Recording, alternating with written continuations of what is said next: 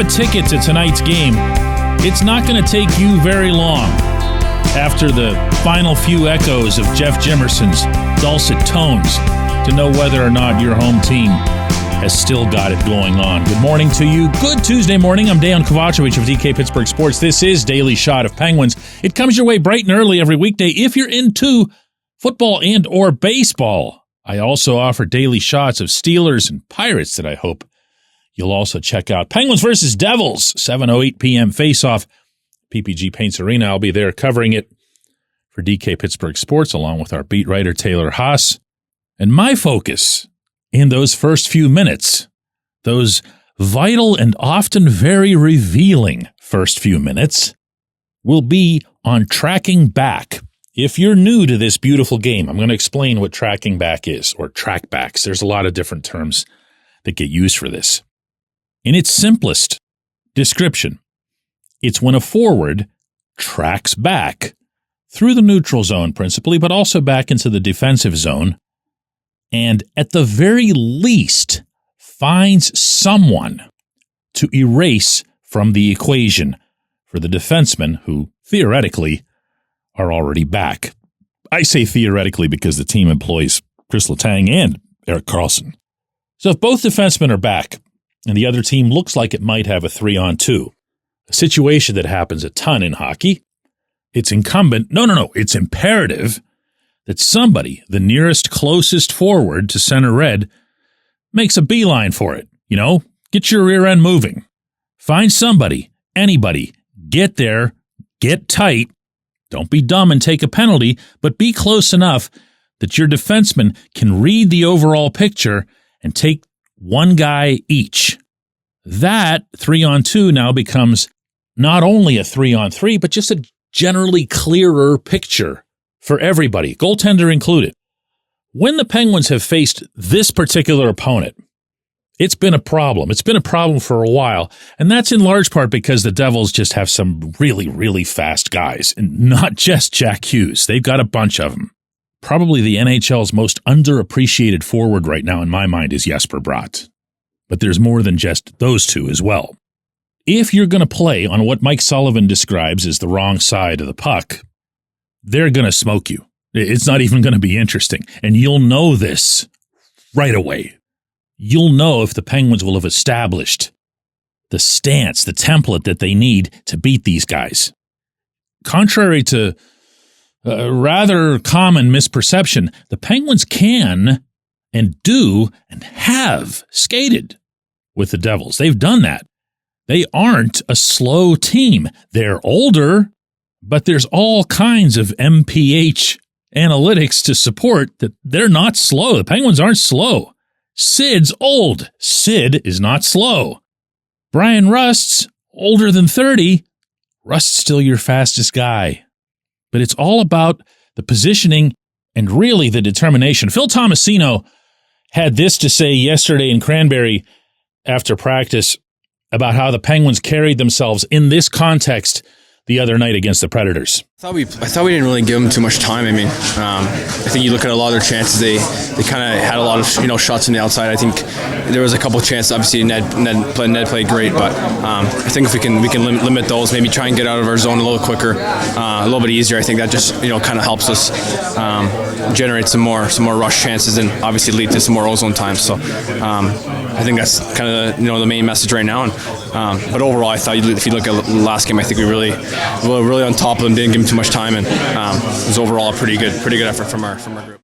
Now, if you're laughing as you hear any of this and you're thinking, listen to this guy, he's talking about this like it's a playoff game. He's talking about this like it matters. Penguins are toast. They're done. Why? Why the serious tone, right?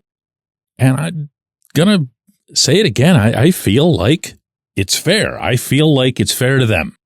They are saying, and not just among themselves, but publicly, beginning with the stuff that they told me the other night in Salt Lake City.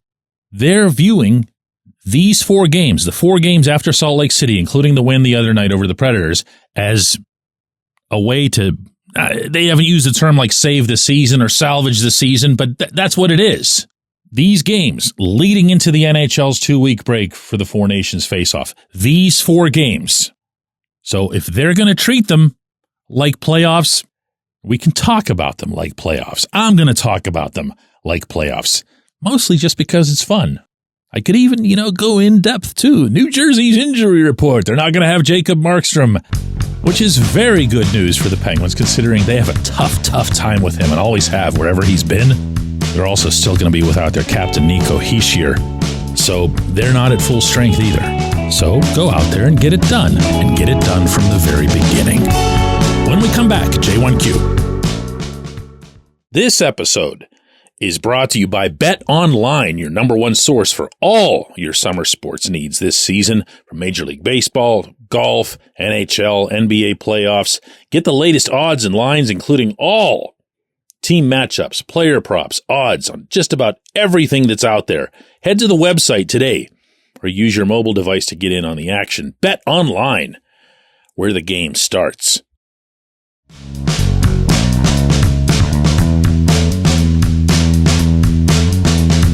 Today's J1Q comes from Josh. Says, DK, what question do you get most frequently that drives you crazy? I'd imagine it's probably centered around Mike Sullivan or Erik Karlsson or Tristan Jarry and how fans would like to see them depart. There's a lot of Sullivan questions that are really repetitive. I don't say that there's any question that just flat out drives me crazy. It's when they come in bulk and it's all the same one, and I'm going through them looking for something that's different because we just addressed that one, a day ago or a couple days ago or a week ago. But over the longer haul, since the beginning of this program, which was around COVID time, the one that comes to mind more than any other is anything having to do with Sullivan's first season on the job, specifically how he was able to embrace the youth on that 2016-17 roster because, as the thinking goes, he coached them in Wilkes-Barre Scranton and thus developed a trust for them that he hasn't had for any young players since then. None of this lines up. None of this is rooted in reality, but it does not stop people from bringing it up relentlessly. So to revisit that timeline, Sullivan was hired that summer in a move that I think everybody, including Mike Johnston himself, could see transparently was aimed at bringing in his potential replacement. From there, Sullivan comes into camp, conducts himself in this super authoritative way that it didn't even look like Johnston was the head coach. Not that Sullivan was doing anything about that. It's just there's a big difference between the personalities of those two. And from there, Sullivan proceeds to go to Wilkes-Barre Scranton. I believe he was only there for 15 games. I'm going off the top of my head here.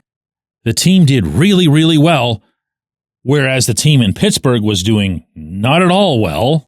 All kinds of noise in the room, and I was there for it, about how Johnston this was all over his head and everything else. So Jim Rutherford makes the move. Jim Rutherford changes coaches. A good bit later in the season, the team hit kind of another wall. And in particular, there were some veterans, guys who you would have expected to be doing better, who weren't. And it was Rutherford who did not like what he saw, and Rutherford made the changes, plural. It wasn't just Brian Rust. It was Connor Sherry. It was Tom Kuhnhackl. It was Scott Wilson, the one guy who's probably forgot out of that quartet because he got hurt right away, but he scored a bunch of goals when he first came up and kind of gave everybody confidence that this was a pretty talented group.